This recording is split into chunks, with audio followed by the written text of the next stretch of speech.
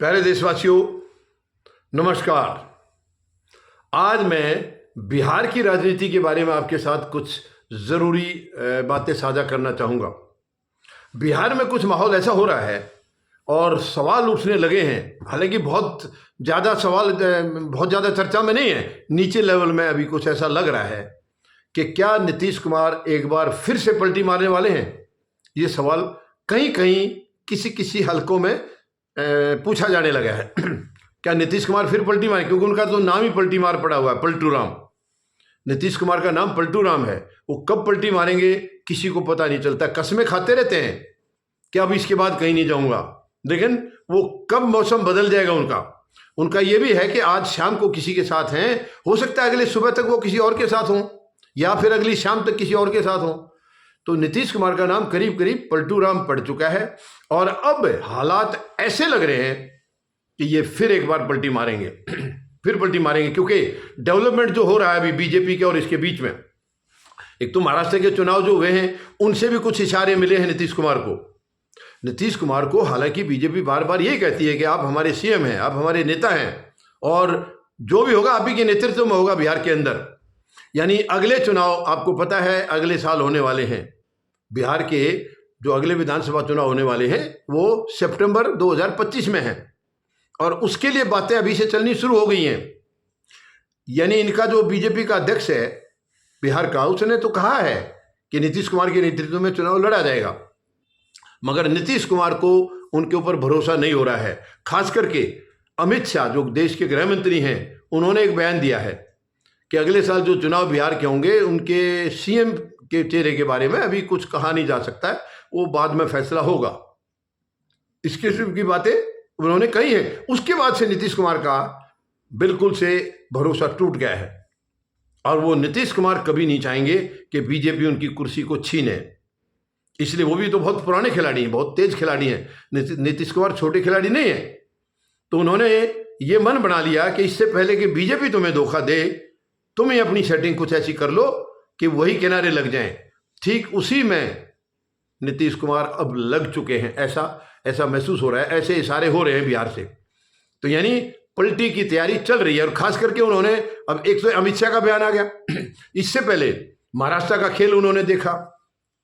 जब 2.5 साल पहले महाराष्ट्र की सरकार को तोड़ा, शिवसेना को तोड़ा और एकनाथ शिंदे के नेतृत्व में सरकार बनाई थी बीजेपी ने, तो उसके साथ वो तो एक खेला था, स्वार्थ का था।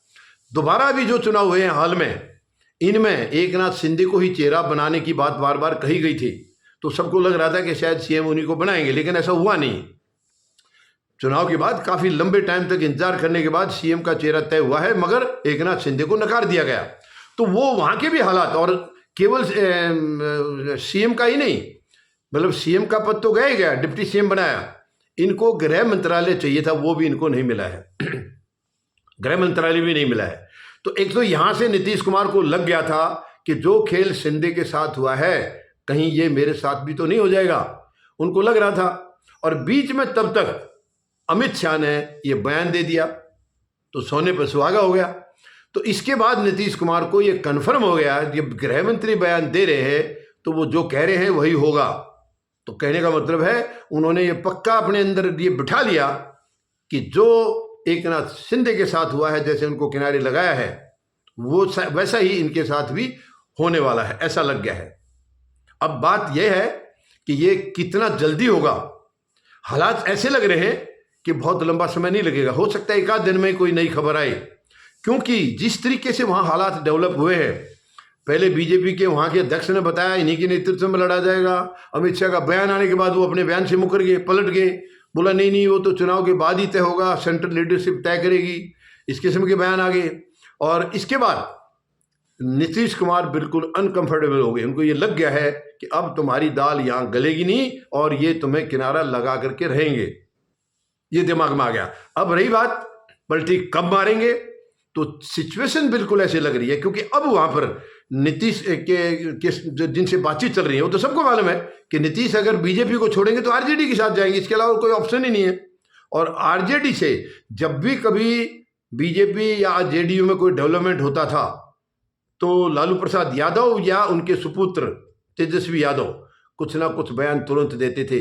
अब तक उन्होंने कोई बयान नहीं दिया है। इसका मतलब उनके साथ नीचे लेवल में जरूर कोई बात, खास बात चल रही है, ऐसे हालात नजर आ रहे हैं। और अब देखने को यह है कि नीतीश कुमार अगर अलग होते हैं बीजेपी से, जो कि बिल्कुल संभव दिखाई दे रहा है, तो केंद्र सरकार का क्या होगा? क्या उस पर भी असर पड़ेगा? स्वाभाविक है, क्योंकि इस वक्त केंद्र सरकार दो बैसाखियों पर चल रही है, जिनमें एक बैसाखी नीतीश कुमार की है और दूसरी चंद्रबाबू नायडू की है। इनमें से एक बैसाखी अगर हिल जाती है तो स्वाभाविक है फिर ये सरकार डामाडोल हो जाएगी। सरकार जो है एकदम कांपने लग जाएगी। और एकनाथ शिंदे भी मुझे लगता है कि वो मौके की तलाश में है। अगर नीतीश कुमार ने ये खेल कर दिया या खेला कर दिया तो जरूरी है एकनाथ शिंदे भी पीछे नहीं रहेंगे। उनका भी इसमें योगदान है, तो वो भी अपने संख्या बल को मुझे लग रहा है कि वो अलग कर लेंगे। और ऐसा हुआ तो केंद्र सरकार का गिरना करीब करीब तय माना जा रहा है, अगर ऐसा हो जाता है तो। बाकी ये समय के घर में है और उम्मीद है ज़्यादा लंबा टाइम नहीं लगेगा, बहुत जल्दी। कोशिश तो यह है कि शायद नीचे नीचे जो खिचड़ी पकड़े, क्योंकि ना बयान लालू प्रसाद दे रहे हैं ना तेजस्वी यादव दे रहा है। इसका मतलब नीचे लेवल में इनकी सेटिंग हो चुकी है और चुपचाप ही कोई धमाका करेंगे, चुपचाप। और अब की बार ऐसा भी लग रहा है कि ये इस्तीफा नहीं देंगे, बल्कि ऐसे ही सरकार के अंदर कुछ मंत्री उनको बर्खास्त कर देंगे जैसे बीजेपी के हैं, और नए वाले जो है इंडिया गठबंधन वालों को उनको शामिल करेंगे, ऐसा लग रहा है। तो ये एक उम्मीद है बिहार में शायद कुछ बहुत बड़ा होने वाला है। ज़्यादा लंबा टाइम नहीं लगेगा, आजकल में ही कुछ नया सुनने को मिल सकता है। यानी कहने का मतलब है कि पलटू राम की पलटी दोबारा लगने की उम्मीद है, और अब की बार भी पलटी मारेंगे, फिर भी कोई इनका भरोसा करता है तो मैं समझता हूं फिर राजनीति का अंत आ गया है। और ये साफ साफ है कि इनको केवल अपना स्वार्थ चाहिए, अपनी चौधराहट चाहिए, अपनी कुर्सी चाहिए। इनको किसी को देश या देश की जनता से कोई लेना देना नहीं है, केवल अपनी चौधराहट को बरकरार रखना है। अपनी चौधराहट हिलनी नहीं चाहिए, ये उसी दिशा में जा रहे हैं। तो अब मुझे लगता है कि 1-2 दिन के अंदर अंदर, आज या कल में, कुछ ना कुछ नया सुनने को मिल सकता है, बिल्कुल मिल सकता है। कोई धमाका बड़ा होने वाला है, ऐसा मुझे लग रहा है। धन्यवाद। जय जवान, जय किसान,